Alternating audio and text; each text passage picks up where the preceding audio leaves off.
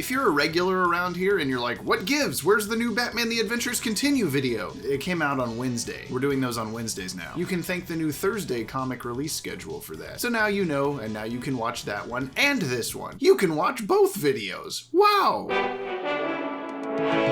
Hello again, Database. With the new Stargirl TV show going, I figured there's no better time than now, whenever now is, to talk about the version of the character we got in the DC animated universe, specifically Justice League Unlimited. A character that otherwise would maybe fly under the radar of our perhaps too Batman-heavy content.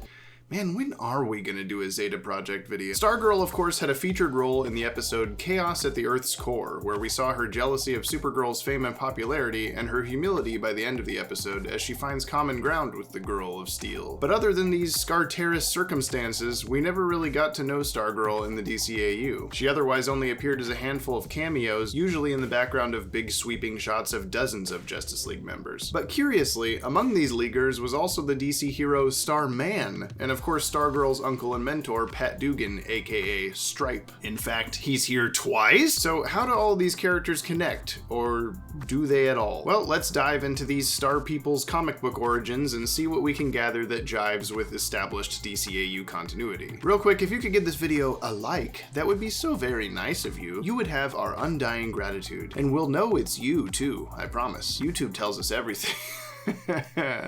That's very much a joke. Alright, we don't really get to know much about any of these characters straight from the Justice League Unlimited cartoon itself, so I'm going to be going mostly off their mainstream comic origins, but as you'll see, the vast majority of it doesn't contradict anything we've seen in animation, so it's sort of innocent until proven guilty, until they come out with the JL Reunion movie and reveal that all these characters are actually cousins from Dimension ZW or something. The character of Courtney Whitmore was created by Jeff Johns and Lee Moder for Stars and Stripes number 0 in 1999. Here we met Courtney and an extremely similar looking Stripe to his JLU counterpart. Well, at least the first version of his armor before they kinda Iron Manned it up. Courtney was the daughter of Barbara Whitmore, who went on to marry Pat Dugan, who used to go by the super alias Stripesy decades prior. As Stripesy, Pat was actually the adult sidekick to the teenage superhero the Star-Spangled Kid, a role reversal from your typical Batman and Robin style dynamic duo. In the comics, the Star-Spangled Kid and Stripesy were members of the Seven Soldiers of Victory on Earth 2, which also included Vigilante, Shining Knight, Crimson Avenger, Green Arrow, and Speedy,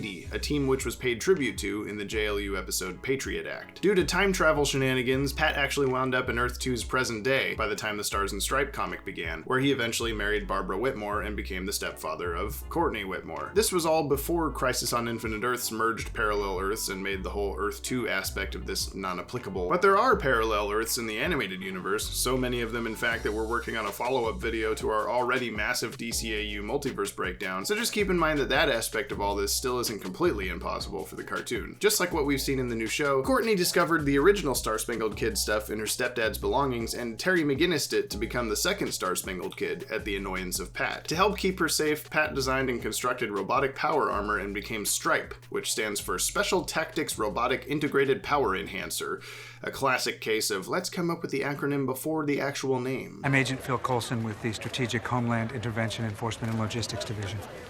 That's quite a mouthful. I know.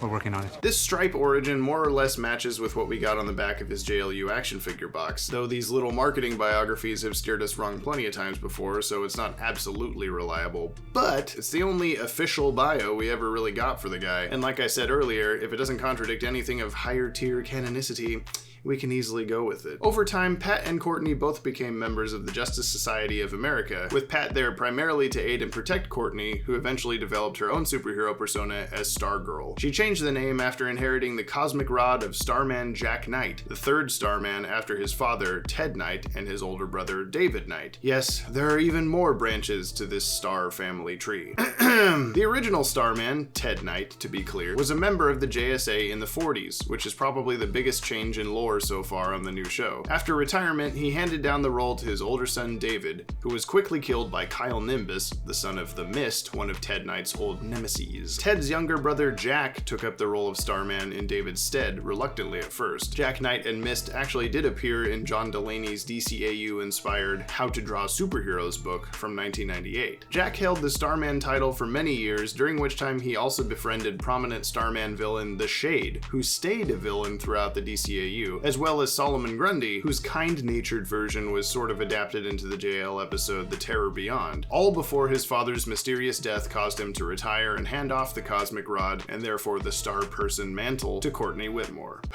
Let's see if I've got this straight. In the 1940s, on Earth 2, there existed separately but simultaneously the Justice Society, which included the original Starman Ted Knight, and the Seven Soldiers of Victory, which included the Star-Spangled Kid and Stripesy. When the Seven Soldiers were lost in time and rescued by the Justice League, they were brought to present day, where they all wound up being much younger than they would have been at that point. Oh, that actually makes sense with their ages in JLU now. Maybe it did all happen the same way. Somewhere along the way, Ted Knight retired, handed down the mantle of Starman to his son David, who died, and it was passed on to his other son Jack, who retired, and it was passed on to current JSA member Courtney Whitmore, who became Stargirl. Meanwhile, her mother married Pat Dugan, who re-superheroed up to become Stripe, and I think we're caught up. Well, caught up enough for this video anyway.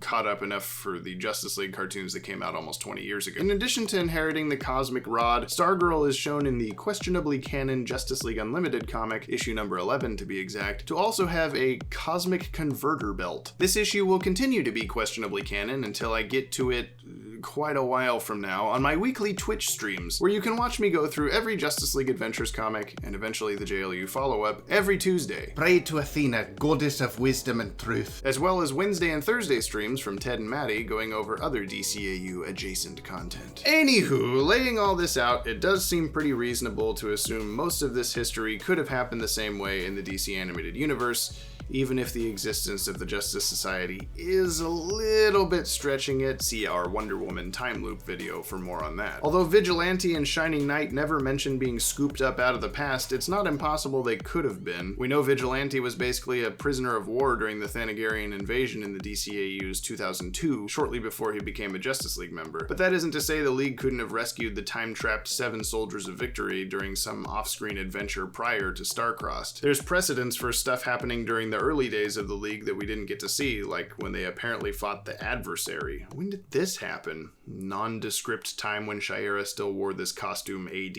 On the other hand, Green Arrow and Speedy seem to definitely just exist in present day rather than having been temporally displaced. Same goes for Crimson Avenger, who, while known in comic book world for being DC's physically oldest hero and therefore likely older than the other Seven Soldiers regardless, seems to have probably just aged naturally and is just an old guy because he's an old guy. But we may never know. Excuse me, sir. I'm looking for a pig.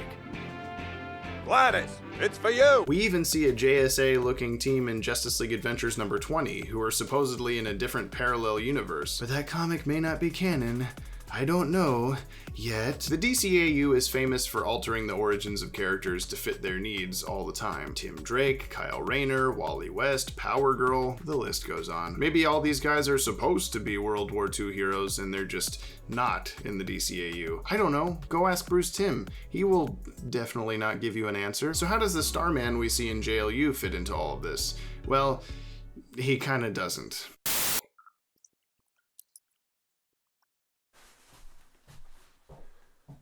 No, your eyes do not deceive you.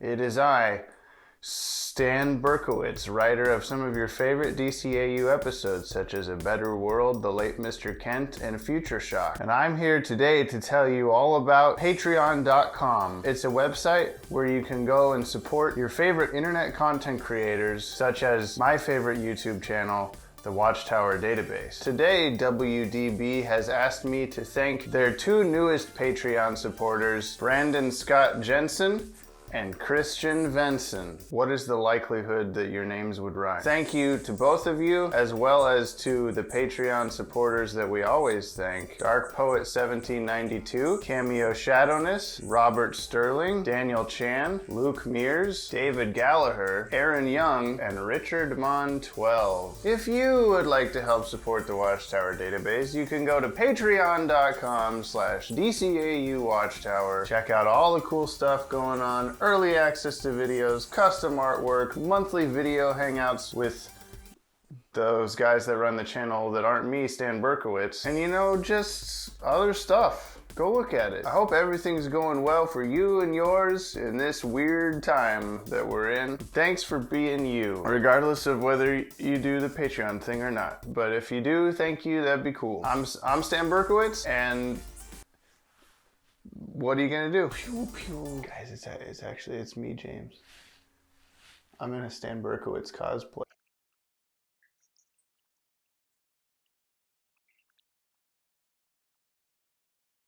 This Starman is actually Prince Gavin of Throne World, a character created for DC's Adventure Comics in 1980 by Paul Levitz and Steve Ditko. Gavin was one of 2 heirs to the crown of Throne World, aka the planet Kranaltine, alongside his sister Clarissa. With the passing of their father, Emperor Rilsom XVIII, it was custom to dispose of the lesser heir, and so Gavin was airlocked into space to die. Put him out the airlock. However, he was saved by the mysterious alien being Tor, who gifted Gavin with wristbands that allow him to fly and focus his natural energy manipulating superpowers. Going back to the action figures we got for Justice League Unlimited, Prince Gavin Starman did have a cosmic rod as an accessory, one that does look different than Stargirl's, which was even listed on the back as created by him, but he never used it on the show. Maybe he just keeps it hung on the wall of his little Watchtower bedroom like Hawkgirl does with her stuff. Though Prince Gavin didn't have many Earth-based adventures in the comics, it seems the DCAU creatives basically said, screw it, he looks cool, and put him in the Justice League anyway, so it's unclear if this whole origin is intact for the animated version or not. He was also involved in DC's 2005 event Rann-Thanagar War, defending his planet Throne World, an event which would be taking place in the DCAU's 2005 as well. Ain't that a nice coinky-dink? During the Justice League versus the Fatal 5 movie. But in this comic, he was just Prince Gavin's soul inside the body of a different, later unaffiliated Starman, Will Payton. Yeah, there are a lot of Starmen, and yeah, comics are weird as shit. But since we know Green Lantern, Hawkgirl, J'onn J'onzz, and a majority of the Green Lantern Corps are also involved in this DCAU Rann-Thanagar War, it's not too hard to assume Gavin may be part of it as well. Really wish we could see that someday. Psst, DC, if you're listening, give Eric Carrasco a tie-in comic. Which reminds me, what about Starboy from that movie? He's a member of the Legion of Superheroes from the 31st century, so how does he work with this stuff? Well, much like Prince Gavin, he just kind of happens to be a humanoid alien with star-ish powers that has no connection to prior star people. At least, that's how his character works in the comics. Tom Callor first appeared in 1961's Adventure Comics number 282, as a member of the Legion who hailed from the planet Xanthu, come back in time to track down Xanthuan criminals with the help of Superboy, who was a young Superman, not the Superboy who was a clone of Superman like we see in Young Justice, or the Superboy who's the son of Superman and Lois Lane, or the Superboy that punched reality, or the Superboy in this pre-Justice League 90s DCAU style coloring book, or the Superboy that's alongside DCAU Superman and Supergirl in this coloring book. Wait, is that the Young Justice Superboy? Tom's power set originally came from a comet that gave him Kryptonian level abilities, but they eventually mostly faded, leaving him with only density controlling powers like we see in the animated Fatal 5 movie. It also left him with mild schizophrenia, which he controls using futuristic medication. The comic book Starboy went on to appear as a version in Kingdom Come, and at one point even held the title of Starman while working alongside the Justice Society of America before resigning due to his mental illness. Tom Callor's Starboy also made a quick appearance earlier on in a DCAU-style comic book, issue number 10 of Adventures in the DC Universe. Since this book was more or less set in the mainstream DC Comics continuity and not technically part of the DCAU, it's not the exact same Starboy we see in Fatal 5. Trust me, we'll be Willet canoning that soon enough. Or not soon enough. I don't know. Sometimes you guys have to wait for videos because stuff like the Stargirl TV show coming out and postponing other videos, or,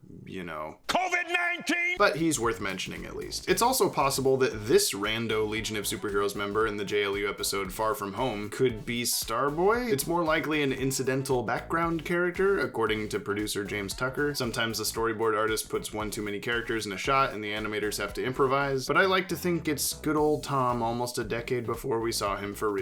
Good old 3 times color changing Tom. And all this doesn't even touch on the Starman of 1951, or Mikael Thomas, Ferris Knight. There are a ton of people who have held the title in comics over the years, but none of them are especially relevant to the DC animated universe, and I'd rather this video not be any longer than it has to be. I think you'd prefer that too. So yeah, in the end, we're left with the facts. Stargirl and Starman both happen to be members of the League in Justice League Unlimited, even though they're not connected in any way, unless he did at least at one point have his own cosmic rod thing, and he upgraded it and passed it down to Stargirl, meaning they are connected in the DCAU, meaning a lot of stuff I talked about in this video is irrelevant. And we've got Starboy 1,000 years in the future, who's his own separate hero as well. Now you know the rest of the story. If you're enjoying the Stargirl show so far and looking for some Stargirl heavy DCAU content, I'd recommend the Chaos at the Earth's Core and Patriot Act episodes of JLU, as well as number 11 and number 33 of that show's tie-in comic. But would you like to have seen more of Stargirl in the DCAU? Or really any of Starman besides his couple of background appearances? I've always thought he had one of the coolest costumes in the new Justice League lineup, and apparently so did the JL Beyond 2.0 boys, but we never really saw him do much of anything. Personally, I'd love to see the Justice Society era explored more too. We know the Justice League was involved in World War II, and that there were other heroes between then and Batman's debut in the 80s, like Soul Power and Sparky in the 60s. But damn it, I want to know if Vigilante belongs in the 40s too, or if he's just a crime-fighting cowboy because reasons. If you like what we do here at the Watchtower Database, then please consider subscribing to the channel and following us on social media at DCAU Watchtower. We're really trying to up the subscriber numbers this year as we move toward full-timing this pig. You can also support us even more supportively by joining our Patreon family like the wonderful humans you see listed before you. All these people on the list get to see our videos a day early, at least, and you could too, among many other cool rewards like one-of-a-kind DCAU artwork by yours truly, monthly live hangout sessions with the Data Boys, and there's even a ridiculous top-tier package where we'll fly to your house and cook you spaghetti. Like, that's not a joke. When this whole quarantine business is over, we'll actually do that. Me, Ted, and Maddie, all of us. You, we, spaghetti. Shirts and phone cases at the link in the description on our store, as well as a link to our webcomic, Legacies of the DC Animated Universe, which chronicles the fan-fictionized events between the end of JLU and the beginning of Batman Beyond. If you haven't caught up on that yet, you're missing out. I mean, I'm biased, but it's a pretty shway little comic so far, with many more issues to come. Okay, enough advertisement. Thanks for watching. Go home. Unless you're already home. You're probably definitely already home.